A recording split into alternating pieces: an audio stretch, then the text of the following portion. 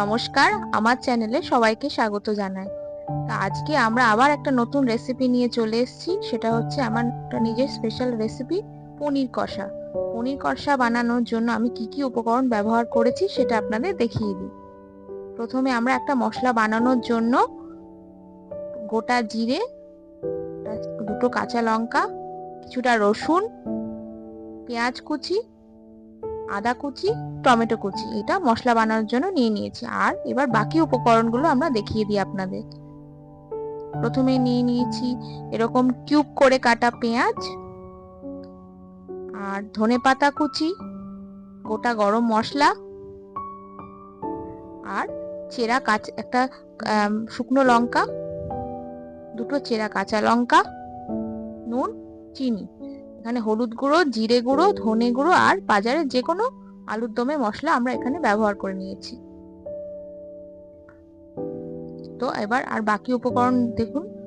নিয়ে নিয়েছি প্রথমে এরকম কিউব করে কাটা পনির, যেটা আমি তেলে আগেই ভেজে নিয়েছি হালকা মতো। আর নিয়েছি সামান্য দুধ, আর কিছুটা ফাটানো টক দই, আর সামান্য জল। এবার আমি রান্নাটা স্টার্ট করে দেব। প্রথমে আমি মশলাটা বানিয়ে নেব। মশলা বানানোর জন্য প্রথমে আমি কড়াইতে তেল গরম করে নিয়েছি। এবার আমি জিরে ফোড়ন দিয়ে দিই। সবসময় মিডিয়াম আঁচে রাখারই চেষ্টা করবেন। তারপর দিয়ে দিলাম রসুন গোটা গোটা। এবার এটাকে আমি একটু ভালো করে তেলের মধ্যে ভেজে নেব যতক্ষণ না লাল হয়ে আসছে। দেখুন লাল হয়ে গেছে। এবার আমি দিয়ে দেব বাকি উপকরণগুলো, পেঁয়াজ কুচি,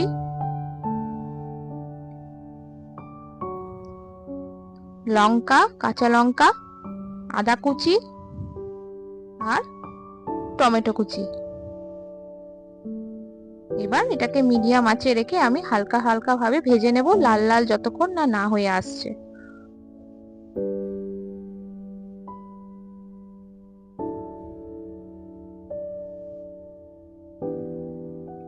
দেখুন মোটামুটি আমাদের এটা মশলার জন্য লাল লাল করে ভাজা হয়ে গেছে। এবার এটাকে আমরা মিক্সার গ্রাইন্ডারে পেস্ট করে নেব। এবার জল দিয়ে আমরা এটাকে পেস্ট করে নেব। দেখুন আমার পেস্টটা রেডি হয়ে গেছে। এবার আমরা রান্নাটা শুরু করে দেব। রান্না শুরু করার জন্য প্রথমে আমি গোটা গরম মশলা একটু থেতো করে নেব। গোটা গরম মশলার জন্য নিয়ে নিয়েছি দুটো দারচিনি, দুটো এলাচ আর দুটো লবঙ্গ। এইভাবে থেতো করে নিলে মশলার গন্ধটা ভালো বেরোবে, ওই জন্য আমি একটু থেতো করে নিচ্ছি। আমি কড়াইতে সর্ষের তেল গরম করতে দিয়ে দিয়েছি। এবার তেল গরম হয়ে গেছে। এবার আমি এটাকে দিয়ে দিলাম ফোড়নটাকে, যাতে গন্ধ ভালো বেরোয়। দেখুন আমি ফোড়নটা দিয়ে দিয়েছি। এবার আমি বাকি উপকরণগুলো মিশিয়ে দেব। প্রথমে দিয়ে দিচ্ছি একটা গোটা শুকনো লঙ্কা, যেটাকে ফাটিয়ে আমি তেলের মধ্যে দিচ্ছি। ফোড়নটা ভালো করে ফুটে উঠলে আমি আবার বাকি উপকরণগুলো মিশিয়ে দেব।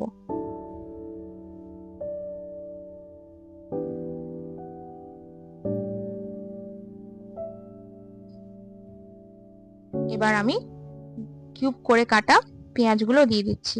আমি পেঁয়াজগুলো একটু বড় বড় করে রেখেছি, যাতে মুখে বেশ পড়লে ভালো লাগে। খুব বেশি ভাজার দরকার নেই পেঁয়াজগুলো।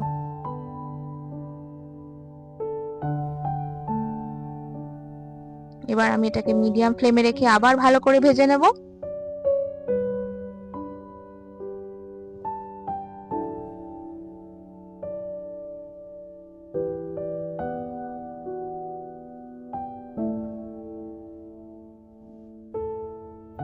কিছুক্ষণ ভাজা হয়ে গেলে আমি আবার বাকি উপকরণগুলো মিশিয়ে দেব।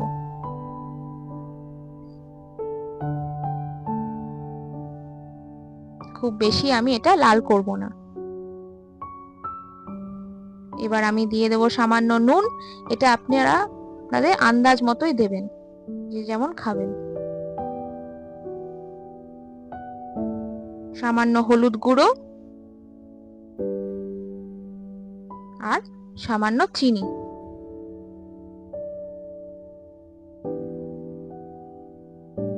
এটাকে আবার আমরা নাড়িয়ে নিচ্ছি ভালো করে।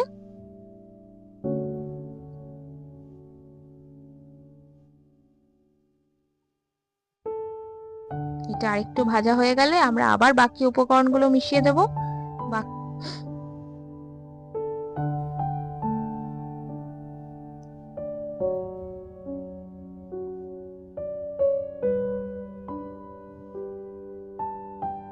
দেখুন মোটামুটি ভাজা হয়ে গেছে। এবার আমরা মিশিয়ে দিচ্ছি জিরে গুঁড়ো সামান্য, ধনে গুঁড়ো,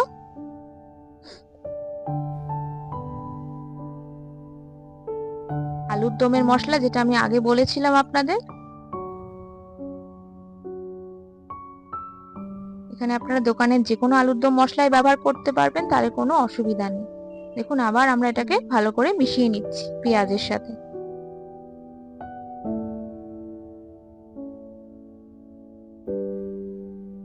আর একটু ভাজা হয়ে গেলে আমরা এবার মশলাটা যেটা আগে আমি পেস্ট করে রেখেছিলাম সেটা আমি একটু পেঁয়াজের মধ্যে দিয়ে দিচ্ছি।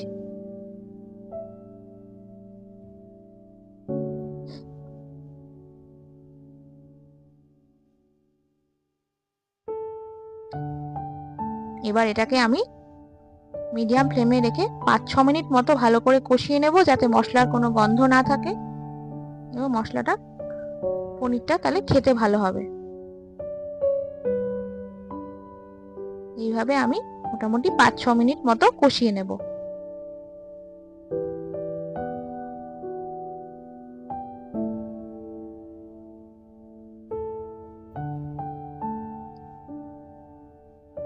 দেখুন আমার মশলাটা কষানো হয়ে গেছে।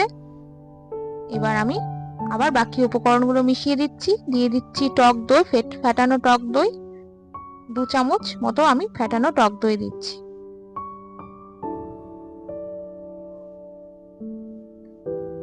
এবার খুন্তির সাহায্যে আমি ভালো করে নাড়িয়ে নিচ্ছি যাতে দইটা কেটে না যায়। দেখুন আমি এইভাবে খুন্তির সাহায্যে ভালো করে মশলাটাকে নাড়িয়ে নিচ্ছি।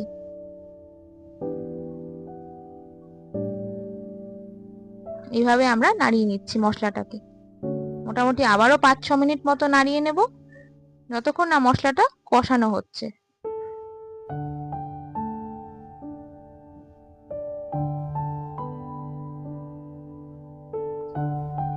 আর ফ্লেমটাকে আপনারা মিডিয়ামে রাখারই চেষ্টা করবেন।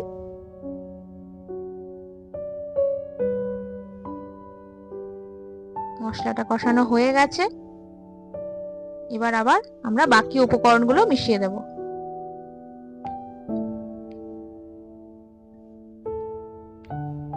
এবার আমরা দিয়ে দিচ্ছি কিউব করে কেটে রাখা পনির, যেটা আমি আগেই তেলে ভেজে রেখেছি।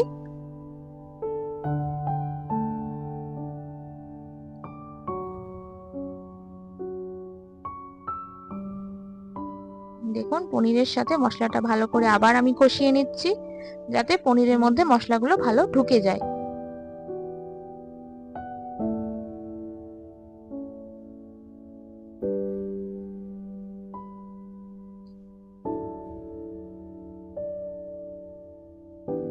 দেখুন ভালো করে কষিয়ে নিচ্ছি মিডিয়াম ফ্লেমে রেখে, হাই ফ্লেমে করবেন না, তাহলে মশলাটা পুড়ে যাওয়ার ভয় থাকে।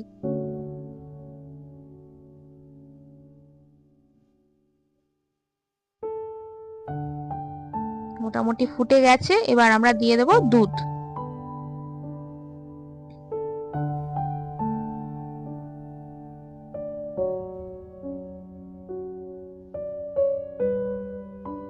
দুধটা দিয়ে ভালো করে আমরা পনিরের সাথে নাড়িয়ে নেব।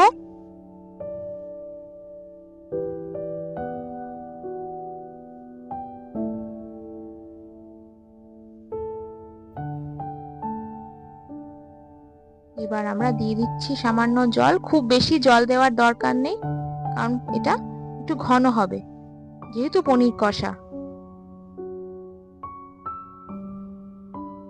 জল দেওয়া হয়ে গেছে। এবার আমরা মোটামুটি আবারও 5-6 মিনিট মতো এটাকে ফুটিয়ে নেব মিডিয়াম ফ্লেমে রেখে, তাহলে আমাদের পনির কষা তৈরি হয়ে যাবে। দেখুন আমার 5-6 মিনিট মতো ওটা ফোটানো হয়ে গেছে, আমার রান্নাও মোটামুটি রেডি হয়ে গেছে। এবার আমি ভালো করে খুন্তির সাহায্যে আবার এটাকে নাড়িয়ে নিচ্ছি।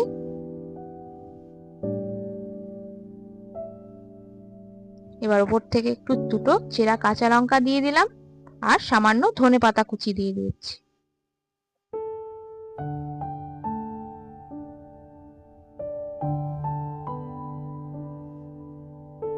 আর সামান্য ঘি দিয়ে দেবো যাতে গন্ধটা সুন্দর হয়। দেখুন খুব সামান্য ঘি আমি ব্যবহার করেছি এখানে। ঘি দেওয়ার সাথে সাথে আমি এটাকে নাড়িয়ে নিচ্ছি ভালো করে, আর গ্যাসের ফ্লেমটা সাথে সাথে অফ করে দিচ্ছি। আমার রান্না রেডি হয়ে গেছে। এবার এটাকে আমরা সুন্দর করে পাত্রে সাজিয়ে নেব। দেখুন আমি একটা সুন্দর পাত্রে এটাকে ঢেলে নিয়েছি। এবার এটাকে গার্নিশ করে নিচ্ছি।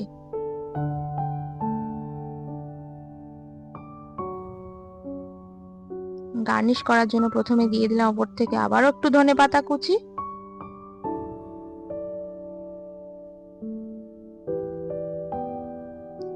একটুখানি লম্বা করে কাটা আদা কুচি যাতে দেখতে ভালো লাগে,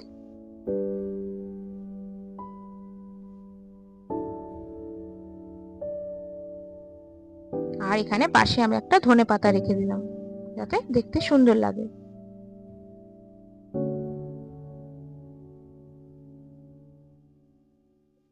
আর দিয়ে দিলাম এরকম রিং করে কাটা পেঁয়াজ পাশ থেকে।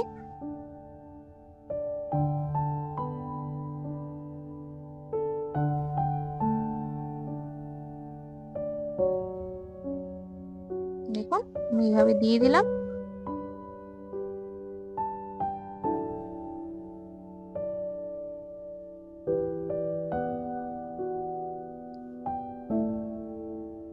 আর এবার উপর থেকে একটু সামান্য টক দই ছড়িয়ে দেবো যাতে দেখতে সুন্দর লাগে।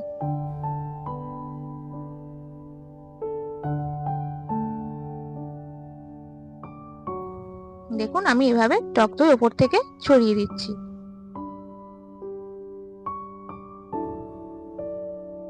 আমার রান্নাটা আর গার্নিশ করা রেডি হয়ে গেছে। তো পনির কষা আপনারা এইভাবে বানিয়ে খেয়ে বাড়িতে দেখবেন আর সবাইকে খাওয়াবেন। আর আমার অনুরোধ রইল, প্লিজ কমেন্ট করে জানাবেন যে এটা খেতে কেমন হয়েছে। তো আজকে আমার রান্না এখানেই থাকলো। তো আবার আমরা একটা পরের রেসিপি নিয়ে অবশ্যই ফিরে আসবো। সকলে ভালো থাকবেন, সুস্থ থাকবেন। নমস্কার।